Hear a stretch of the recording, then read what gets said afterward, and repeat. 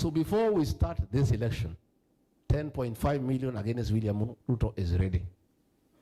So when we go around the country, from Western Coast, Ukambani, Mount Kenya, everywhere is one term. You saw we had an election in a place called Murwadikir. That is Ruto's supposed bedroom. He had to bribe people at home to vote for UDA. Bribing people at home, and 11,000 people took his money and voted against him.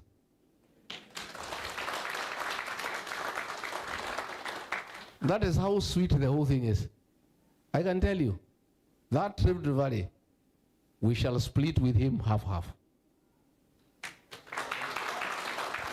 And that is the only place he'll get half. That's the only place. Nyanza, where he was relying on, Akina Sifuna and group have 74%. The guy is in total trouble. Hata saa ingine mimi namuonea huruma hii jamaa, unajua alikuwa mtu yangu. Lakini nikikumbuka vile ameumiza wa Kenya nasema ni sawa. He is in trouble, and I can tell you there is no escape route. So that's the good news. The bad news is we have 15 months to go, struggling and suffering. And him and his people are stealing everything because they know they are not coming back. In fact, they are saying, like in football parlance, they are saying it's injury time. They are saying it's injury time. So they are stealing everything. And these guys have no qualms about destroying institutions. You know, ordinarily, even if you want to eat from a tree, you take the fruit. Once you eat the fruit, you look for some fertilizer and some water, you put so that the tree can give you fruits next season. Sindio? So that is wisdom. Hawa watu, Ruto na watu yake, wanakula matunda, wanakula matawi, wanakula branches, wanakula the stem, wanakula mizizi, wanakula mpaka ile mchanga iko kwa hiyo miti. You know, surely we have never seen this kind of thing. It's unbelievable. It's like a stupid person who have had a dairy cow and you are taking milk. And you are using that milk, unakunywa ingine unauza, unanunua chakula. Then you decide to slaughter the cow and eat the meat. Then you start asking, kwani hakuna maziwa? That is the situation we are in. So in 15 months, Mungu atusaidie tuone itakuwa imebaki nini. Then we shall start from all over. And that is why you guys are important. We have to rely on you now to rebuild our country. We have to really cry to you to help us to invest back home and to look for investors to come and invest back home. By the time this guy goes, our debt will be almost 14 trillion.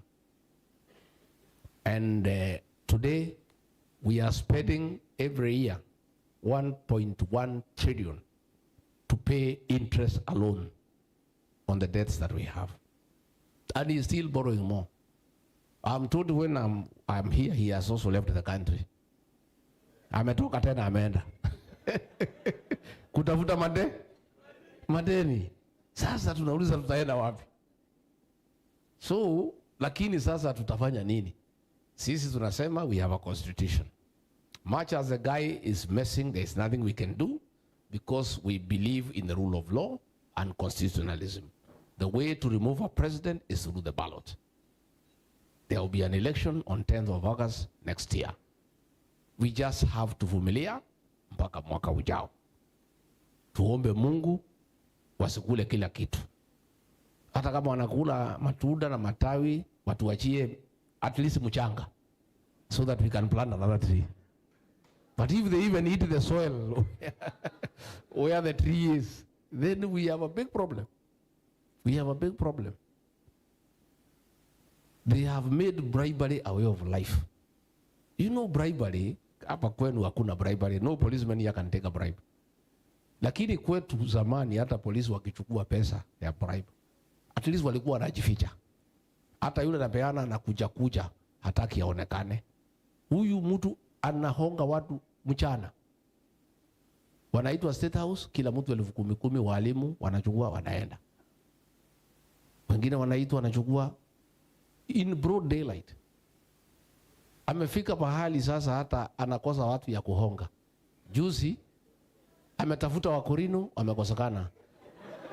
Amechukua kina Moses Kuria amefunga kilemba.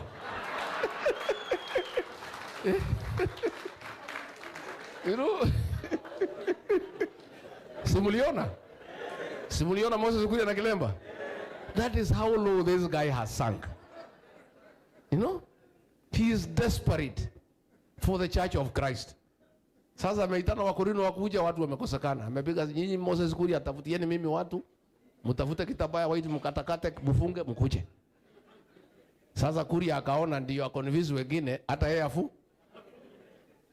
Juzi ameenda pahali hapo Gatundu North. And because amekuta kanisa haiko watu, and you know for a church to look credible, you need a lot of women. Because women are normally straightforward. Hata maombi yao inafika haraka. So amefika pale kanisa ya AIPC. Ndio ionekane sawa. Wamesema tafuteni ya kina mama huko Thika Town, mfunge kitambaa ya Mothers Council.